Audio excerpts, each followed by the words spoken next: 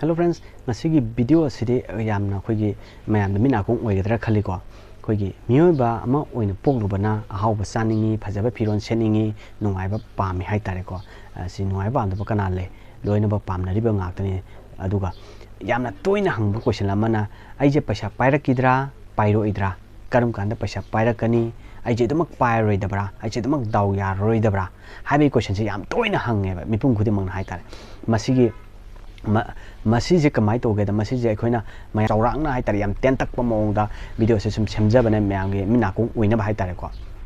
hoi masida akhoi ahalamana haibiramba amakak le awabana sangpai ama nungaibana miruk ama habdi nungaibji kitang oiheba awaduga awaba sin mayam yameba ko sumba ahalamansin thambirama adu hairiba wafumsina site kitang nathiraga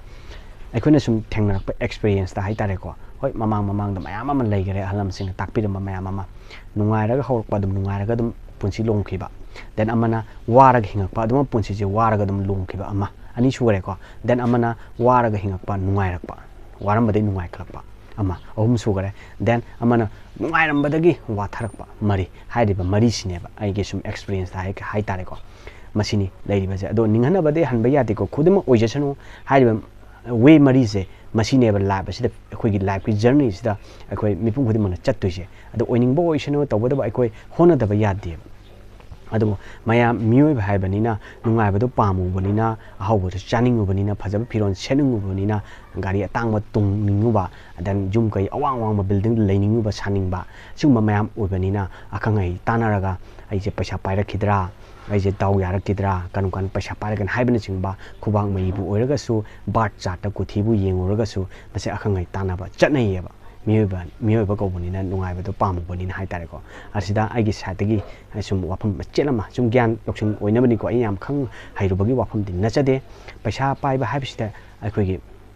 makhan manga thongna lei makhan manga se kamai togeda akoigi aigi mari mata dagi paiba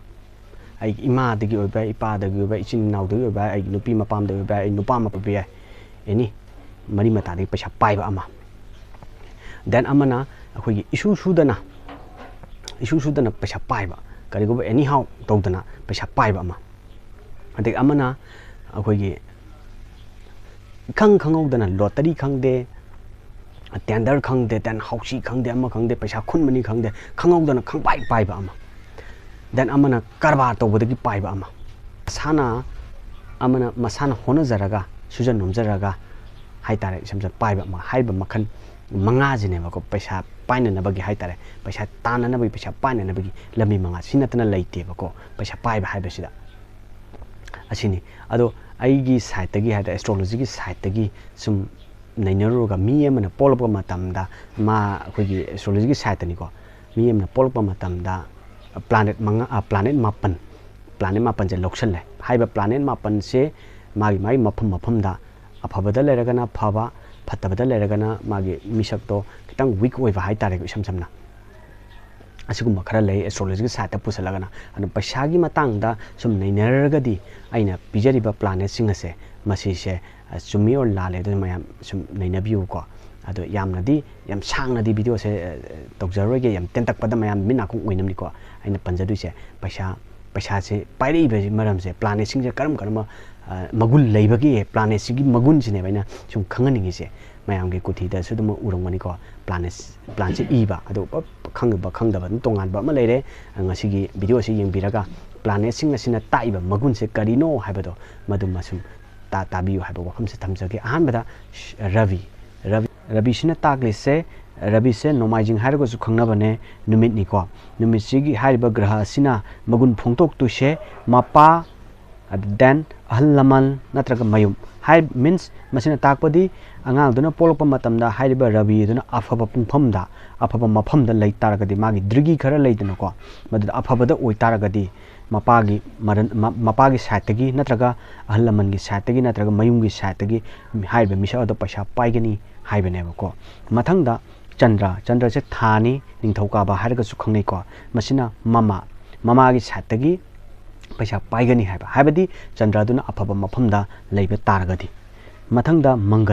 mangal haisina leibak pokpa se khoi gi mars planet tuni ko haiba sina afaba mafamda leiba taragana machin manaugi saitagi paisa paigani haibneba mathangda buddha yumjakaisa mercury haise masijna afaba pungphamda afaba mafamda leiba oiragana koigi iseni bai bu khangde ikubo inembo bu khangde itei bu khangde koigi mari mata haitari samjamna aigi nupi gi sat natraga aigi nupa gi sat tagi mari mata dagi haitari ko masidagi sen paiba oiba haitari ko masumba oye hariba mercury haiba planet sin afaba pungphamda leiragana mathangda brihaspati masi sagol sen haina su khangnaba koi jupiter haiba planet tuni ko haiba planet sina koi misa adugi pokpa numi aduda afaba pungphamda afaba mafamda leiba taragadi koi mathak thongba amadi oja guru haitari ko masigi site tagi sentum paiba misa gam oiganeba mathangda koi irai se koi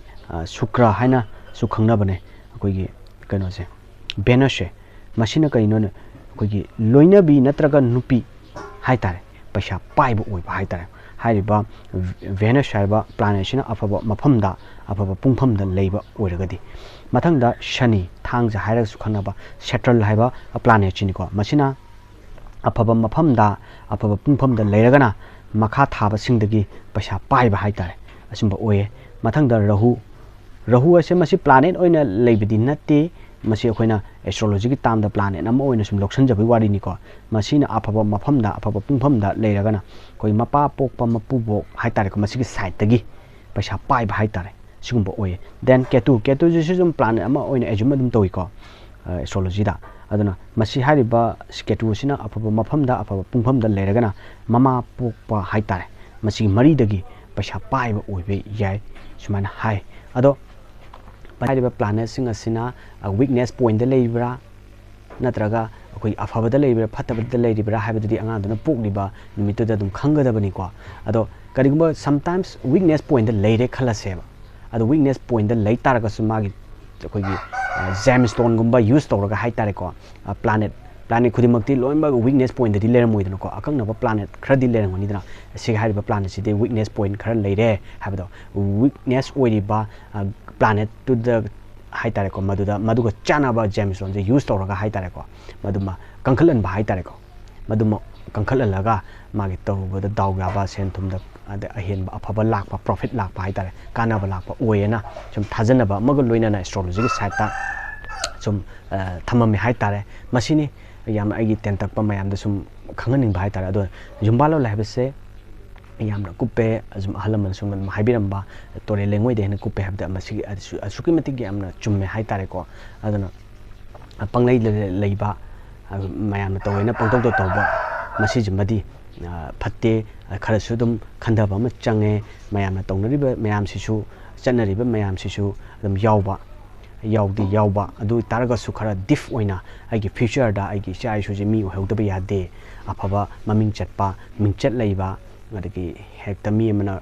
akore tawbangam da thabak to hon mangam bai tar afabadani ko aje masigum bama tawbangam nan bagi damakta akogi khitang akogi thaini gi obo hai tar samsamna ipai pu channaram ban niti nyong kanglon che chalhaning bagi apam baduna ina sum phongtok chaningi se hai tar ko adu amarom da yamna luriba amana karigumba aigi khubang mai da boiraga su aigi kuthi da boiraga su aigi afaba mi am oirakani haraga su aina tawriba aina hingi matam sida kare haitare phattaba tawraba haitare migi kitang nuai tanaba boraga su phattanaba haitare phattaba lambida khongdaruba taraga ai phattaba karma haitare maduduna masai pharakani haiba kuba maida boraga su kuti da boraga su lerambada maduma negative ta loi lakane masi jima thamja tana lae khalaseba ai gi mai da khangde ai gi janam kundali da khangde phattana ilairame khalaje ado aina afaba tawba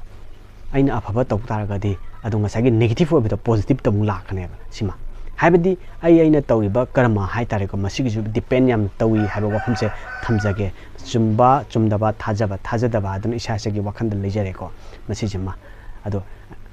ngasigi video sima sang se loisinjarage matung dabada nunga video ko loinana mayam mina kong wagedaba topic ka loinana puduna laksage ngasigi kainars